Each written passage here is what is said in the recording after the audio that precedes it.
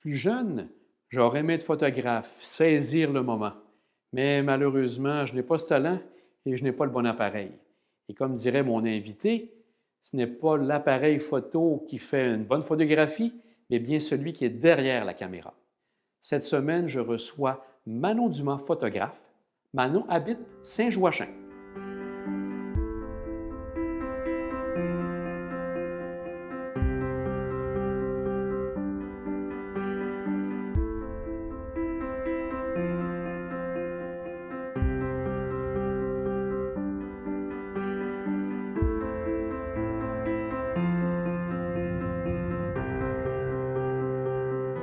Manon, les débuts à la photographie, c'est venu comment ce plaisir de photographier?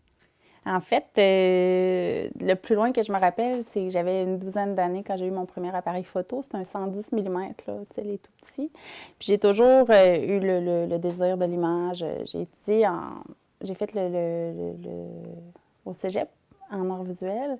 Puis c'est là que j'ai découvert la photo avec des profs qui m'ont vraiment poussé là-dedans. J'ai vraiment adoré. Puis travailler dans la chambre noire, j'ai capoté. Fait que c'est pour ça que j'ai décidé d'aller étudier en photographie à Concordia par après. Dans ce que tu photographies, est-ce que c'est davantage des portraits, des paysages? Qu'est-ce que tu aimes le plus dans la photographie, les sujets photographiés? Ben, dans ma démarche, dans le fond, j'aime ça être avec le monde. Vraiment juste être avec le monde. Fait que c'est des moments de rencontre, des moments de partage avec les gens. Dans le fond, pour moi, la photo, c'est comme un prétexte aussi pour entrer en contact avec les gens. J'aime beaucoup photographier les gens, en fait. Là. C'est vraiment... je trouve que c'est un beau moyen pour rencontrer des personnes. C'est ça, dans le fond, c'est sûr que j'ai une proximité avec la nature, fait que c'est sûr que j'aime faire des paysages, j'aime voyager, j'adore la photo de voyage. Mais c'est ça, c'est vraiment de photographier des gens, là. Est-ce que tu as touché un petit peu au côté culinaire? Parce que c'est très en vogue, les gens aiment beaucoup les émissions culinaires, des magazines culinaires. Est-ce que tu as touché à cette photographie-là aussi? J'en ai fait. J'ai fait des mandats en culinaire aussi. Puis tu sais, quand on voyage, je suis toujours en train de photographier les plats qu'on mange. Mais tu sais, je suis pas spécialisée dans le culinaire, là, pas du tout. Manon, tu parles de la photographie qui est un élément important, mais je pense aussi que tu aimes beaucoup l'anthropologie. Oui. En fait, ben c'est ça, comme je disais tantôt, le fait de travailler beaucoup avec les gens puis d'aimer être avec les gens, c'est ça qui m'a amenée à étudier en anthropologie. J'aime être dans leur quotidien, de partager leur environnement, c'est ça, que ce soit dans des contextes de voyage ou même ici, tu sais, mon parcours anthropologique est vraiment présent dans ma démarche artistique.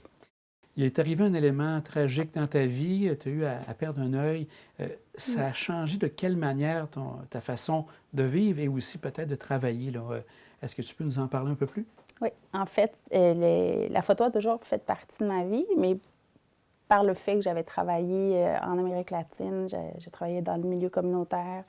À un moment donné, quand j'ai perdu la vue de mon œil droit, ça a fait que je me suis rendu compte que la photographie était vraiment importante pour moi. Fait que je me disais, bon, si je finis par être complètement aveugle, j'aimerais ça photographier tout ce que j'ai à photographier. Fait que c'est là que l'idée de la photographie est revenue pour moi pour avoir mon entreprise puis travailler vraiment dans ça. Ça, c'était en 2009. Fait que depuis 2009, je vois plus de cet œil-là. Et là, donc, j'ai pu voir aussi que ça t'a amené peut-être sur des projets particuliers. J'aimerais que tu me parles de celui du corps transformé par la maladie. Je pense que c'est un projet que tu as vraiment apprécié et que tu as qui a pris vraiment à cœur. Oui, en fait, c'est un projet que ça part d'une démarche personnelle où est-ce que j'entrais dans l'intimité des gens, j'allais les photographier. Alors, d'abord, c'était vraiment des rencontres informelles où j'apprenais juste à les connaître, là, parce que je pense que pour faire des belles photos de personnes, c'est important de prendre le temps de rencontrer les gens puis de les connaître pour vraiment rendre qui ils sont en photographie. Parce que la photographie, c'est une image fixe, hein, fait qu'il faut que d'un seul coup d'œil, on voit qui est sur la photo. Fait que dans le fond, c'est ça, j'ai photographié une dizaine de personnes dans leur contexte où est-ce qu'ils étaient confrontés à la maladie, puis leur corps était transformé. Donc, c'est parler de la résilience, de la beauté, tout le rapport à soi aussi. Le projet s'appelait « Refaire face à soi ». Donc, c'est quand on se revoit dans le miroir une fois que notre corps est transformé. Puis ce qui est intéressant dans cette démarche-là, c'est que peu importe l'âge, le sexe de la personne, quand on se revoit dans un miroir, une fois qu'on a passé à travers une maladie, notre regard sur soi a vraiment changé. Puis c'est un peu ça que je voulais mettre en image. Donc, comme je disais, dans mon projet Refaire face à soi, où est-ce que j'étudiais le corps transformé par la maladie, je me suis prise moi-même en photographie aussi parce que ça faisait partie de la démarche. Puis je pense qu'à quelque part, ça rassurait beaucoup les gens avec qui je participais, que moi aussi, j'embarque dans le projet. Parce que, bon, c'est avec la perte de la vue de mon œil, mon regard s'est transformé, puis ça a fait que... Bon, pour moi aussi, c'est difficile de se retrouver face à moi.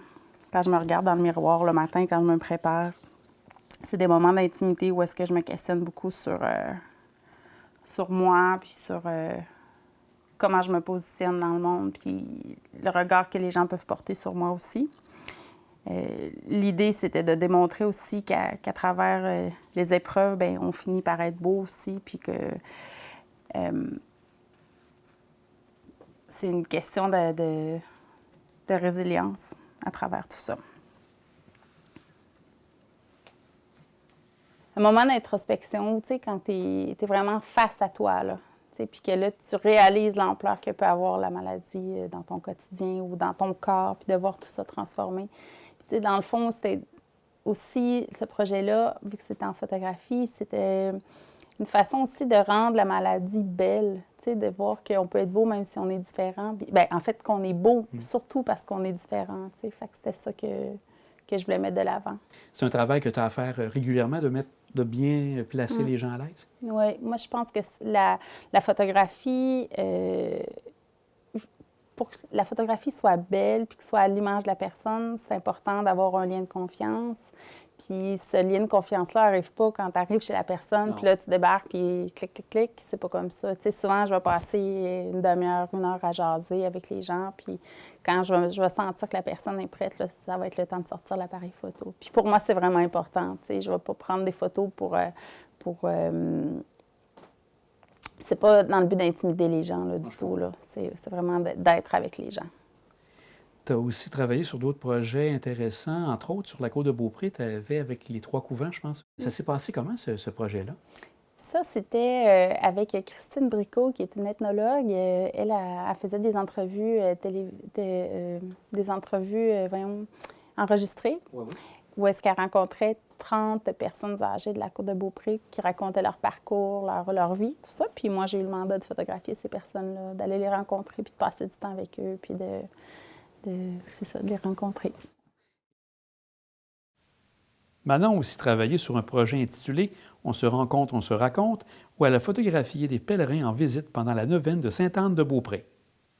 Ça, le but, en fait, c'était pendant la neuvaine de l'été 2015 à Sainte-Anne-de-Beaupré. C'était de photographier des gens dans leur moment où est-ce qu'ils venaient se recueillir pendant la neuvaine.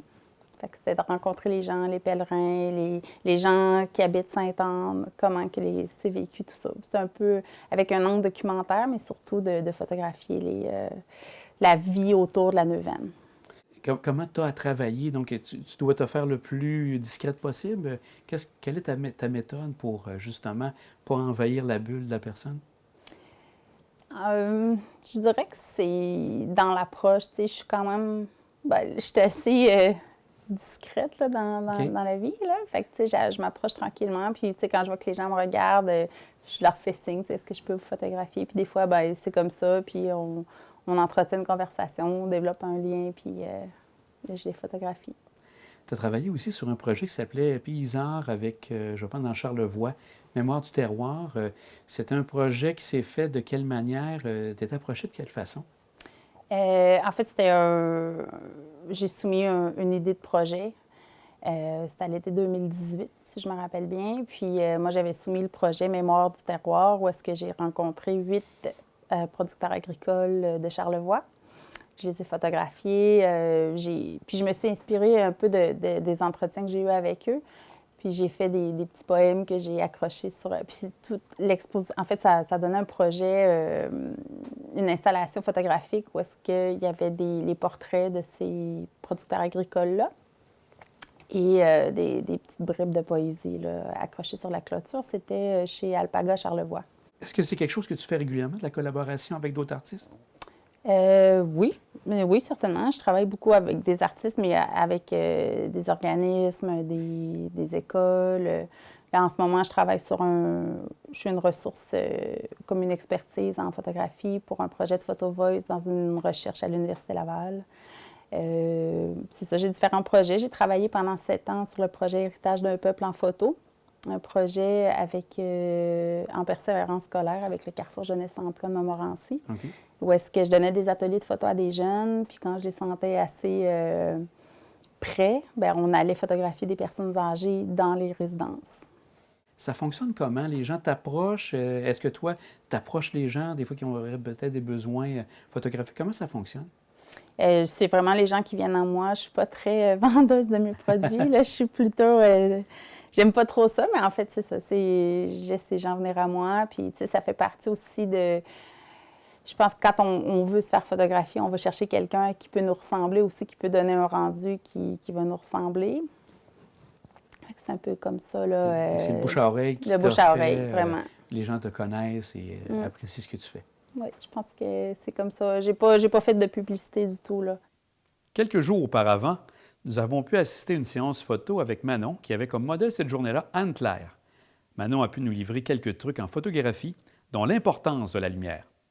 C'est la matière première, en fait, du travail de photographe, c'est de contrôler puis de connaître la lumière. Parce que l'étymologie de la photographie, c'est vraiment l'écriture avec la lumière. Donc, c'est quelqu'un qui connaît bien la lumière.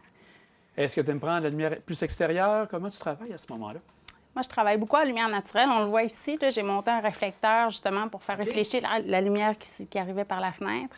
Je trouve que ça donne quelque chose de beaucoup plus naturel que le flash. C'est sûr que le flash, ça permet de faire des photos parfaites.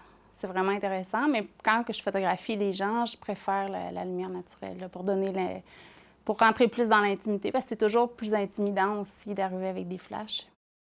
Au niveau des cadrages, comment travailles-tu le tout là, pour avoir le bon cadrage pour prendre la meilleure photo possible? Ce que j'aime, c'est m'attarder aux détails. Je suis vraiment intriguée par tous les petits détails qui vont faire que la personne est unique. Fait que je prends le temps d'être avec la personne, puis pour moi, c'est vraiment important de créer un lien avec la personne. Et pour travailler les effets de profondeur, de relief, est-ce que ça se travaille dans le temps du cadrage ou c'est quelque chose de supplémentaire que tu as regardé? Avec l'appareil photo. L'appareil photo, c'est mon meilleur ami. Hein? Fait que je le traîne partout où je vais, là, même au détriment de... Des fois, ça... En voyage, je sors 10 minutes de la maison, je l'amène. C'est vraiment mon troisième œil. En fait, c'est le meilleur outil. Là, puis, dans le fond, le travail de photographe, c'est vraiment de bien connaître comment fonctionne l'appareil photo, puis de travailler avec la lumière qui est présente. Là. Pour l'environnement que tu crées, quels sont les éléments clés que tu dois rechercher dans ta photo pour avoir l'environnement que tu préfères quand tu fais une photographie? Bien, moi, j'aime mieux le naturel. J'essaie d'y aller le plus naturel possible. Habituellement, quand je vais chez les gens, j'aime ça que ça reste comme normal, qu'on sente qu'on est vraiment dans l'intimité des gens. C'est vraiment le motif de ma démarche en tant qu'artiste. Là. C'est vraiment de rentrer dans l'intimité des gens. Fait que c'est ça, c'est de prendre le temps d'être avec les gens. Puis Mais pour le cadrage en tant que tel, je me laisse aller des fois... selon où est-ce qu'on va dans le projet, mais des fois, je vais m'attarder sur les mains des gens. Des fois, ça va être la boucle d'oreille, si ça a un symbole pour la personne. Et quels sont les trucs pour justement mettre les gens à l'aise? Parce que là, on le vit, il y a quelque chose de particulier avec Anne-Claire, vous vous sentez à l'aise, tout le monde est à l'aise sur le plateau. Quels sont tes trucs pour mettre les gens à l'aise pour que ça se passe bien? Bien, je pense que d'être authentique, c'est la clé, là. Moi, je suis une personne simple à la base, je pense, puis de rester à l'écoute de la personne, de vraiment voir si on voit que la personne n'est pas bien assise, de s'assurer qu'elle est confortable d'abord, puis de l'avoir bien conseillé aussi. Puis moi, le premier coup de fil qu'on a ensemble, c'est important qu'on apprenne à se connaître un petit peu, mais que ça clique aussi. Si je vois que j'ai pas de complicité avec la personne, ça va être plus difficile de tirer le meilleur de cette personne-là aussi.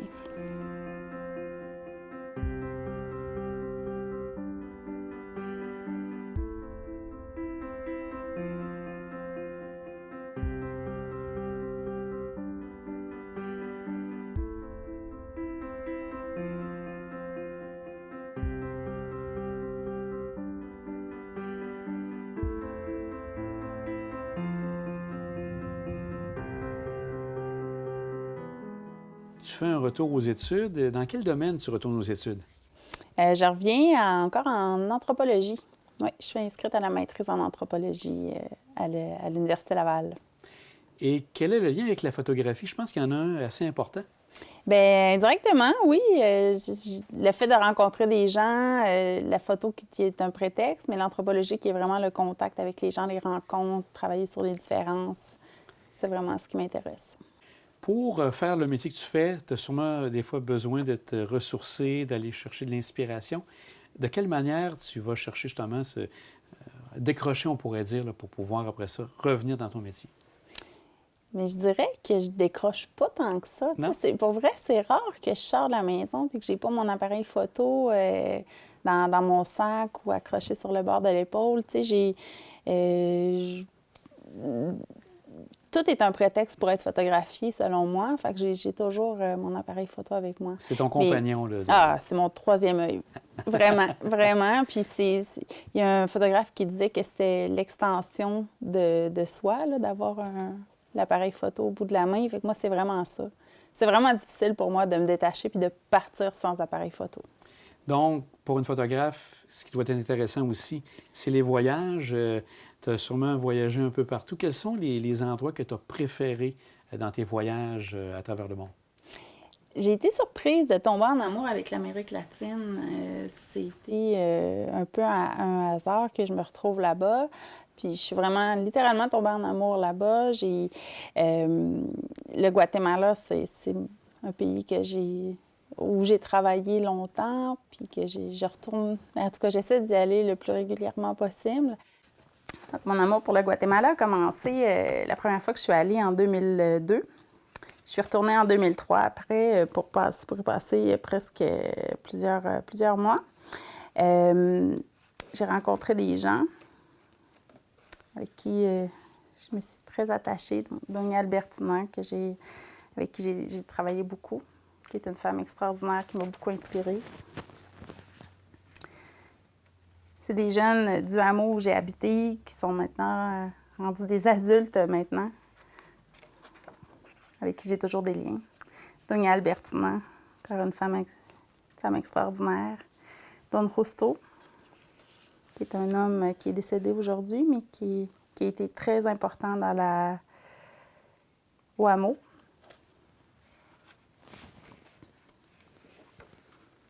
On voit que le quotidien des gens aussi. Pour moi, c'est ça aussi, voyager, c'est d'entrer dans le quotidien des gens, de partager des moments qui soient beaux, qui soient moins beaux, mais d'être présent avec eux, qu'il y ait un échange aussi. J'ai beaucoup de liens là-bas, puis j'ai travaillé beaucoup avec les femmes, une association de femmes là-bas. Donc, c'est vraiment une région du monde qui m'intéresse beaucoup, là. Pour moi, c'est important d'entretenir des liens avec les gens. Juan Felipe, sur cette photo-là, il y a à peu près 12-13 ans. Mais quand je l'ai connu, moi, il était tout petit. Il avait 1 an et demi. J'ai rencontré sa famille. En fait, j'habitais vraiment tout près, puis on a toujours gardé des liens. C'est comme l'histoire de Amabilia, elle est née quand j'étais au Guatemala en 2003. Puis, quand je suis retournée en 2013, c'est là. Puis, elle a même rencontré ma fille. Il marchait dans les sentiers comme ça, tout petit.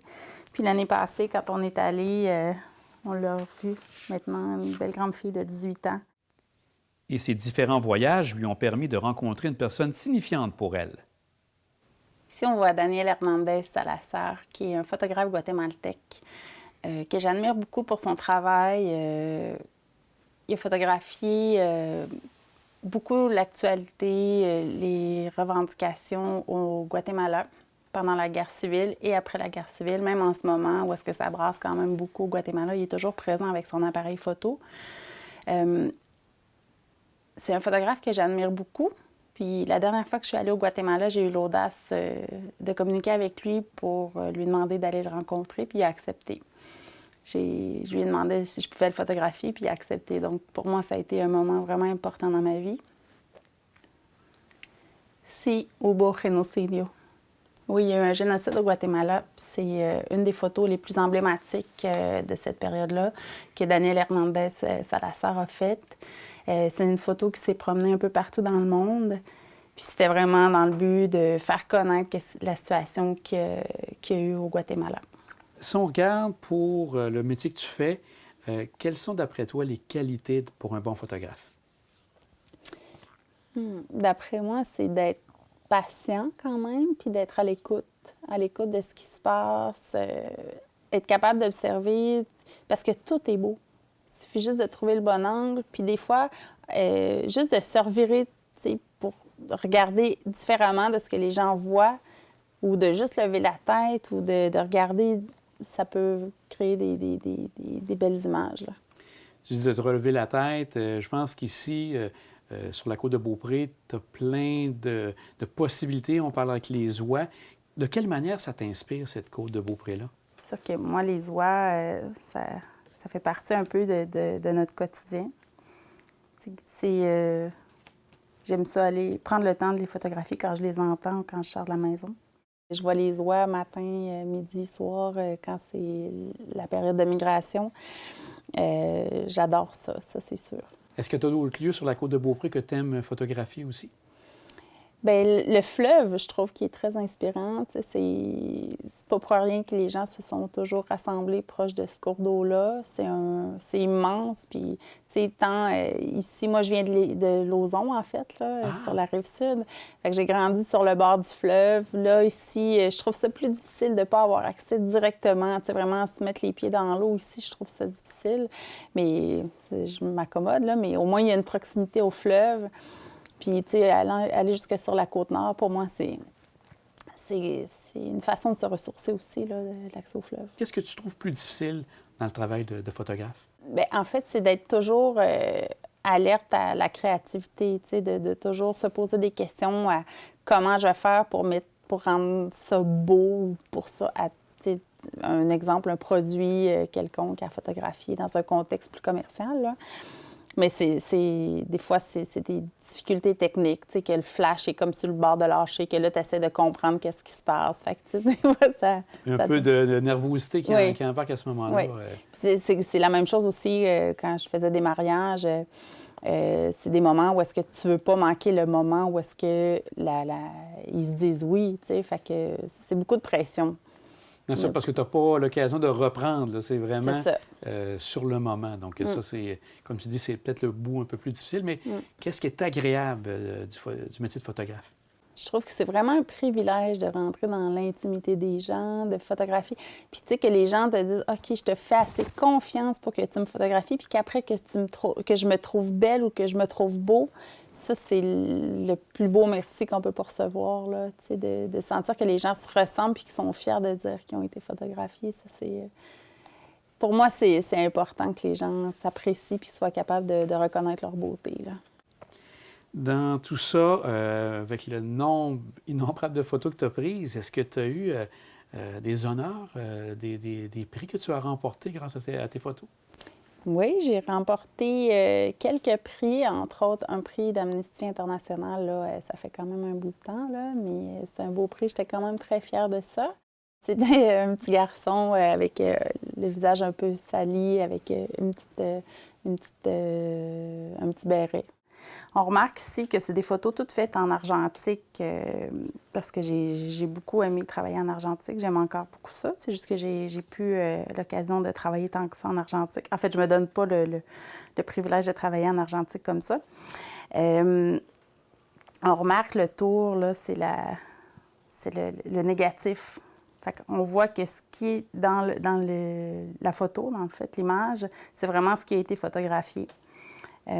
Pour moi, ça fait partie de ma démarche où est-ce que je souhaite cadrer. Quand je prends la photo, en fait, je cadre ce que je veux vraiment inclure dans la photo. Donc, je fais toujours un choix au moment de la prise de vue, où j'essaie le plus possible, du moins. Fait que ça, c'est une école de pensée en photographie qui fait que quand on inclut le petit tour avec où est-ce qu'on voit les négatifs percés, c'est là qu'on voit la démarche du photographe. Si on va un petit peu plus loin, oui. Est-ce que tu as quelque chose qui te permet un genre de projet qui te fait rêver? Un projet que tu aimerais faire, que tu as en tête pour les prochaines années? Et c'est des projets, je manque jamais de projets. Tout à fait. C'est sûr que pour moi, continuer à photographier des personnes, rencontrer des gens, pour moi, c'est vraiment important. Puis je pense que c'est quelque chose qui me manque à quelque part à cause de la pandémie. Fait que je pense que c'est quelque chose que je voudrais vraiment pousser. Bien, pas que je voudrais, mais que ça fait partie aussi là, des gens qui ont des parcours de vie différents. Parce que je pense que toutes les histoires que les gens ont à raconter, c'est des histoires qui sont intéressantes. C'est juste que des fois, on les met pas de l'avant, ces personnes-là. Je pense que toute personne a un bagage de vie qui peut être raconté. Puis c'est ça que j'aurais le goût de continuer à faire, là, par le biais de la photo.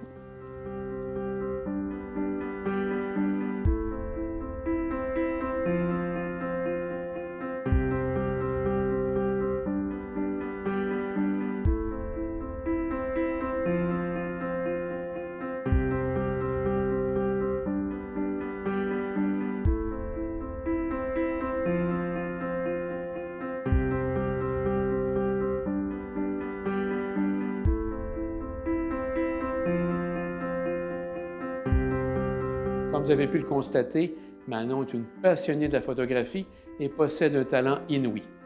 De plus, ce qui était vraiment important et ce que j'ai vraiment remarqué avec elle, c'est ce grand respect qu'elle a pour les gens qu'elle côtoie, pour les gens qu'elle photographie. Et les gens lui rendent bien, sont très à l'aise avec elle et ont pleine confiance en elle.